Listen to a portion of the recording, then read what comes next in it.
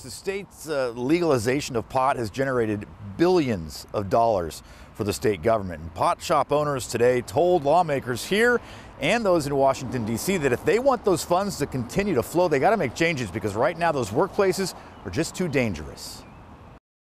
He was a stellar employee, well respected. Jordan Brown, a 29-year-old musician from Gig Harbor, was shot and killed while at work March 19th at Tacoma's World of Weed. It's just a total shock for us after having such a false sense of security. That shop's owner took part in a virtual roundtable with fellow cannabis sellers to ask the state for help. Bureaucracy runs really slow, and the crisis is now. My people are afraid now. State law requires alarms and security cameras, but federally regulated banks are prohibited from dealing with marijuana-related businesses.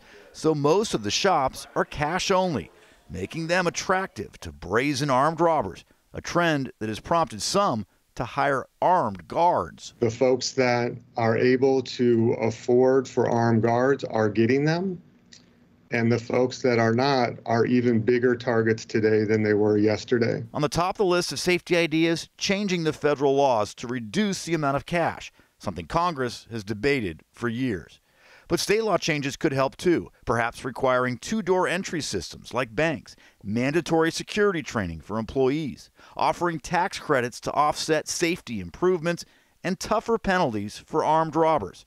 But a bill to do just that just died in Olympia. The governor is not a fan of new crimes, and in particular sentencing enhancements, which tend to disproportionately affect people of color. We're going to look at getting a security training for retailers that the LCB can help finance and organize.